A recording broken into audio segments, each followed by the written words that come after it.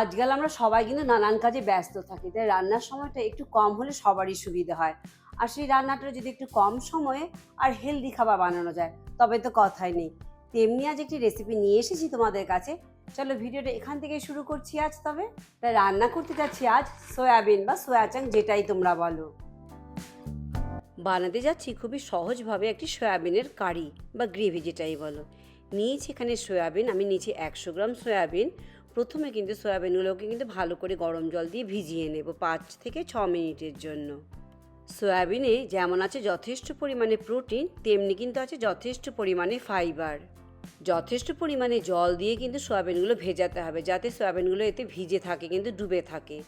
এবার চলো অন্য প্রিপারেশন করি। আমি কিন্তু এখানে আজ আলু দিচ্ছি, বা টোটালি অপশনাল, যদি পছন্দ না হয় দেবে না। আলু এখানে ছোট ছোট ডুমো ডুমো করে আমি কেটে নিয়েছি, একটু জলে ভিজিয়ে রাখছি যাতে কালো হয়ে না যায়। একটি বড় সাইজের পেঁয়াজ একদম পাতলা পাতলা স্লাইস করে কিন্তু কেটে নেব। আমি এখানে পেঁয়াজ বাটা ব্যবহার করছি না, কুচনো ভালোভাবে কুচনো পেঁয়াজ কিন্তু ব্যবহার করছি। 5 থেকে 6 মিনিট পর ঢাকা খুলে দেখে নিচ্ছি। দেখেছো সয়াবিন কিন্তু খুব ভালোভাবে কিন্তু জল অ্যাবজর্ব করে নিয়েছে। সয়া চাংগুলো ফুলে অনেক বড় হয়ে গেছে আর খুব ভালোভাবে কিন্তু জল অ্যাবজর্ব করে নিয়েছে। সয়া চাংটা কিন্তু ঠান্ডা জলের নিচে ভালো করে কয়েকবার ধুয়ে নেবে, এতে ঠান্ডাও হয়ে যাবে, স্কুইজ করতে সুবিধে হবে। আর একটা গন্ধ যে থাকে সয়াবিনের, সেটাও কিন্তু অনেকটা কমে যায়।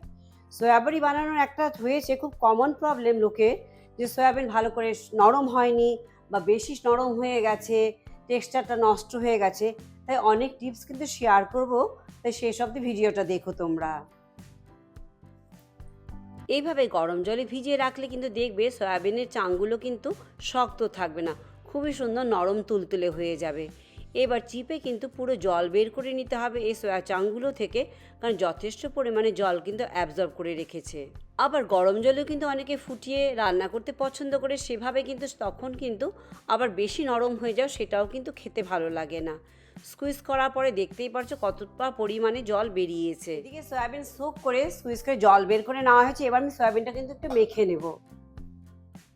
রান্নার সময় আলাদা আলাদাভাবে মশলা ব্যবহার না করে আমি একসাথে সয়া চাংগুলোকে এবার মেখে নিচ্ছি।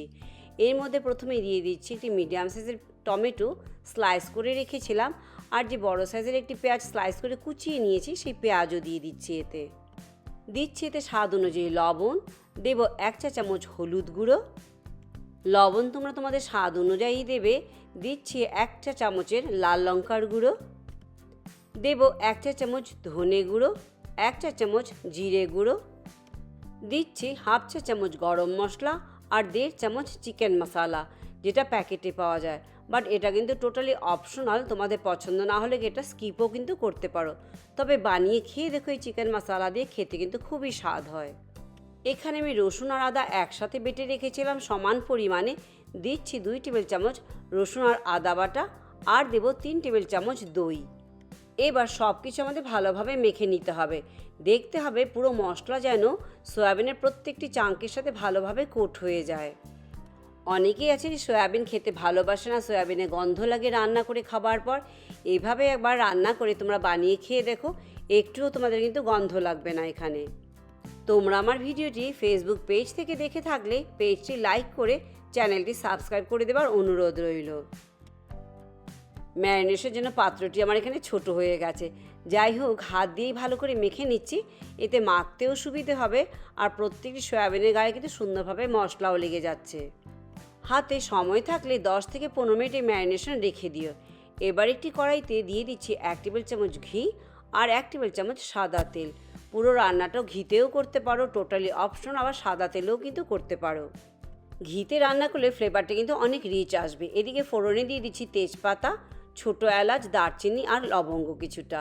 একটু সময় ভেজে এবার যে ছোট ছোট করে কেটে রাখা আলুর টুকরো দিয়ে সামান্য হলুদ আর সামান্য লবণ দিয়ে একটুখানি ভেজে নেব। একটু নেড়ে চেড়ে গ্যাসের আঁচ মিডিয়াম রেখে ঢাকা দিয়ে দেবো। এতে কুকিং টাইমটা কিছুটা বেঁচে যাবে, আলুটা সেদ্ধ হয়ে যাবে তাড়াতাড়ি। আলুর গায়ে সামান্য লালচে রং না আসা পর্যন্ত একটু ভেজে দিচ্ছি শুধু। জাস্ট 2 থেকে 3 মিনিট ঢাকা দিয়ে রান্না করে নিয়েছিলাম। এবার দেখাচ্ছি, দেখো আলুর গায়ে কিন্তু সুন্দর একটা কালার এসে গেছে। এবার এতে ম্যারিনেট করে রাখা সয়া চাংগুলো দিয়ে দেব। একটি জিনিস খেয়াল রাখতে হবে, গ্যাসের আঁচ কিন্তু একদম কম রেখে কিন্তু এই সয়া চাংক অ্যাড করব, কারণ এতে আমি দই দিয়ে মিশিয়েছিলাম, দই দিয়ে মেখেছিলাম। আর গ্যাসের আঁচ হাই থাকলে কিন্তু দইটি কেটে যেতে পারে, তো গ্রেভিটি দেখবে একটু ছাড়া ছাড়া হচ্ছে।